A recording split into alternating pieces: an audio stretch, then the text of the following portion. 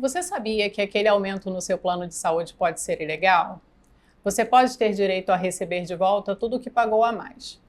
Hoje eu e o Mauro vamos te mostrar exatamente como identificar isso e o que fazer na prática. Começa agora o Direito Conectado, o podcast do ABFF. Aqui a gente traduz o direito para que ele se conecte de verdade com a sua vida.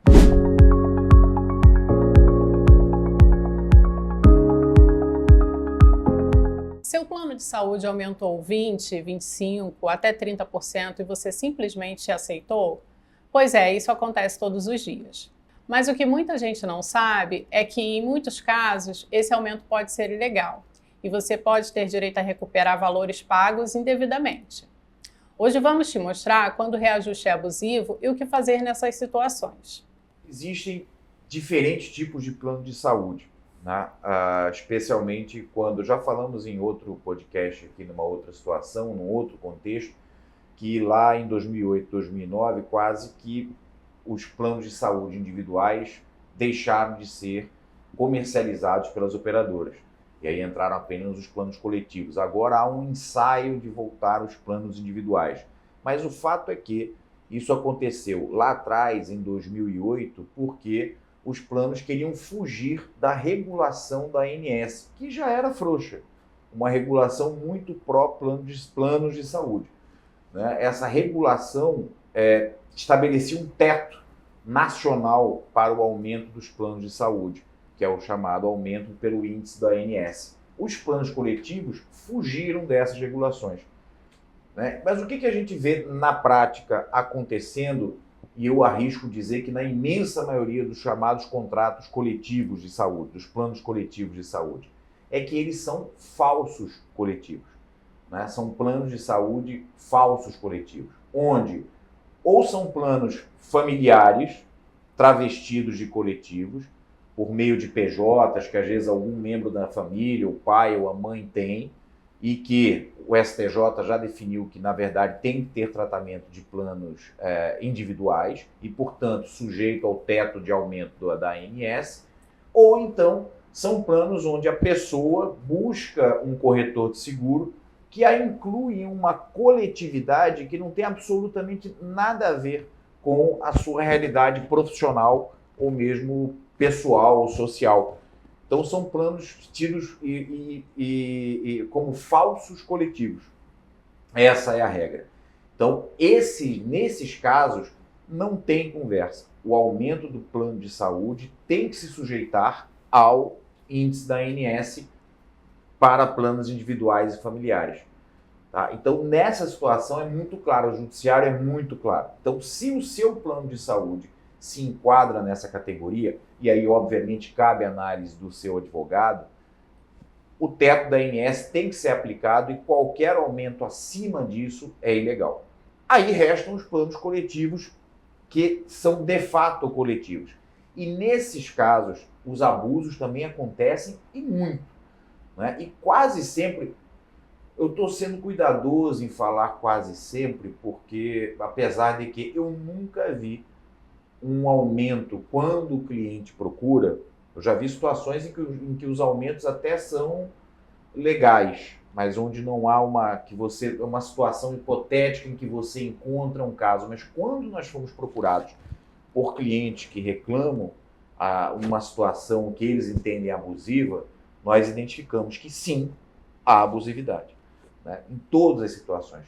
Mesmo nos planos, quando essa coletividade não é falsa, você identifica um jogo feito pelas operadoras, Renato, que é a de obscurecer, esconder a tal da sinistralidade, que é onde elas justificam todos os aumentos abusivos. Ou seja, o quanto aquela coletividade, lato sensu e a grosso modo, usou aquele plano de saúde e que foi um uso excessivo e que por isso gera um aumento do plano. E você tem uma série de irregularidades porque sempre essa sinistralidade se mostra excessiva. Em todos os casos que nós identificamos e que nós analisamos aqui no escritório, inclusive por meio de análise de peritos atuariais, né, que não encontram justificativa contábil para o plano dar aquele aumento, às vezes, de 25, 20, 30. Já chegou a casos, né, que você conhece de 44% de aumento no plano de saúde de um ano para o outro. Bom, isso aí uma catástrofe. Nem na Covid, né, de tão triste memória, você encontrou uma situação como essa, talvez, né, de um aumento de uma sinistralidade assim completamente fora do padrão. Então, os planos se aproveitam da má fiscalização das agências reguladoras e escondem essa sinistralidade para elas. E e os planos dizem assim: confiem na gente. Essa sinistralidade está clara, de 30%, de 35%, 25%, e é isso que a gente identifica. Então, resumo: os planos coletivos são às vezes falsos coletivos, na maioria das vezes, e mesmo quando são legitimamente coletivos de uma empresa, por exemplo, de um servidores de um determinado órgão público ou de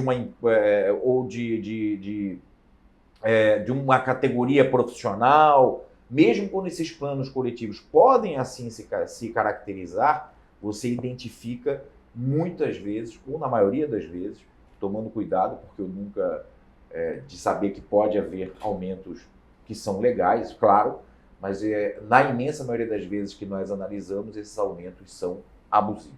Mas, Mauro, como o cliente identifica que esse aumento é abusivo? Ele percebe, vem a fatura, né, com valor maior, ele até entra em contato com o plano de saúde, teve clientes que já relataram isso, e eles dizem que o aumento é por conta do aniversário, né, do plano de saúde, porque o aumento sempre ocorre no mês do aniversário do plano.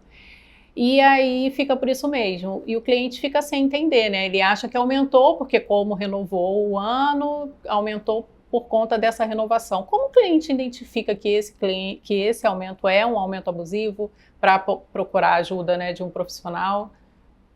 Acho que o essencial, Renata, e aí é realmente importante ele procurar um advogado, porque primeiramente ele tem que fazer essa divisão que eu falei aqui, né, que eu já comentei aqui, saber se é de fato um plano coletivo ou se é um plano falso coletivo.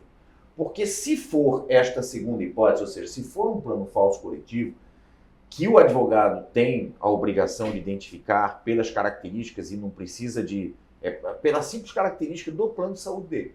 Então, se identificar que é um plano falso coletivo, não tem conversa. Desculpem a afirmação categórica, mas é isso. As decisões do judiciário são muito claras. Quando é um plano... Aliás, desculpa, a própria ANS tem uma omissão, a própria ANS tem instruções internas que, quando se trata de plano falso coletivo, deve se aplicar o índice da ANS. Então, esse é o primeiro passo. Se por acaso o plano de saúde dele, coletivo, for de fato coletivo e não um falso coletivo, aí a análise tem que ser feita a partir das justificativas para o aumento, que quase sempre são muito pobres, não são dadas.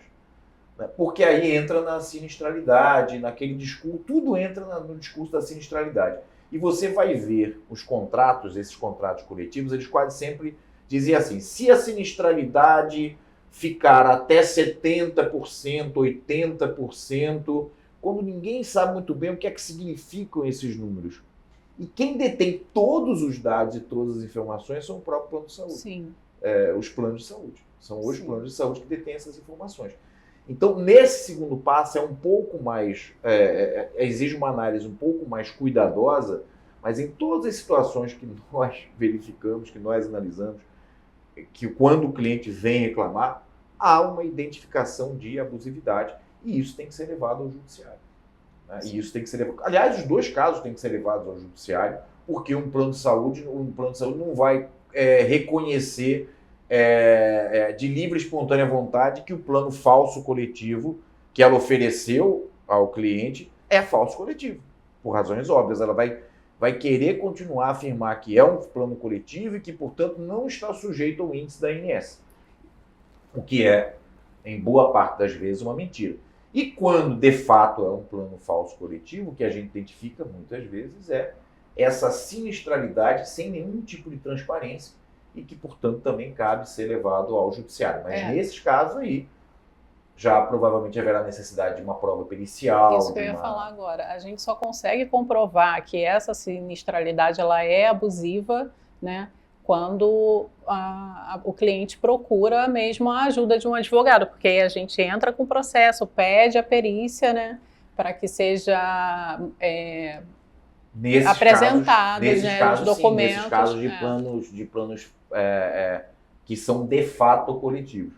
Vamos explicar um pouquinho o que é plano falso coletivo, que aí as pessoas ficam falando falso coletivo, sempre perguntam, né? Mas o que é falso coletivo?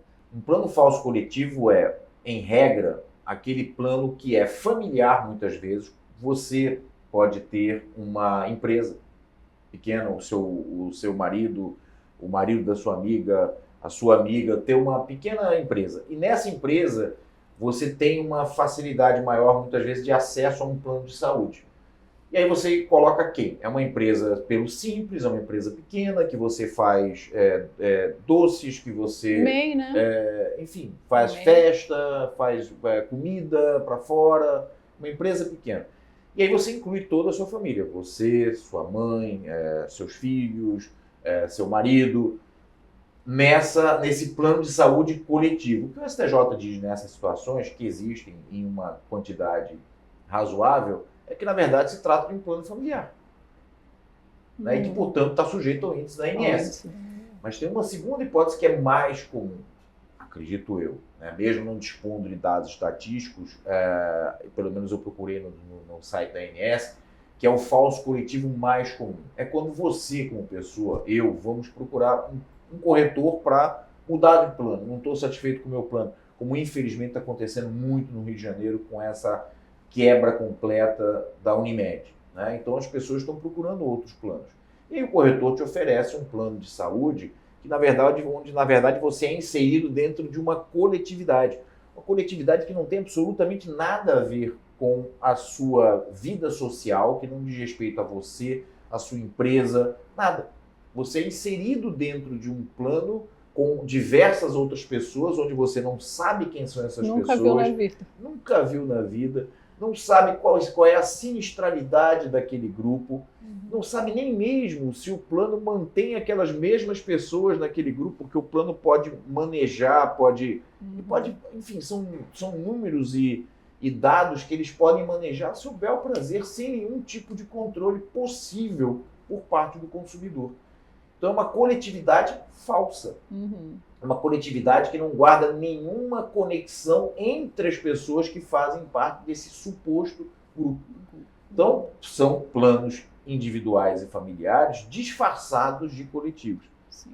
Para sempre, gente, qual é a intenção do plano de saúde? Fugir do controle da ANS, um controle que já é frouxo, reafirmo, e eu acho que é importante dizer por que é frouxo. É frouxo porque o índice da ANS autorizado nacionalmente para planos individuais e familiares nunca, vocês podem fazer a base histórica, fazer a comparação, e isso está disponível na internet. Índice de aumento da ANS desde 2000, desde 2005, que você vai encontrar na internet facilmente. Todos os anos o índice autorizado da ANS para planos individuais e familiares, todos os anos, o índice é superior ao IPCA, aos índices oficiais de inflação. E por isso que a gente afirma que o controle da ANS já é um tanto frouxo e benéfico aos planos de saúde. Se você suspeita do aumento abusivo, o primeiro passo é a organização.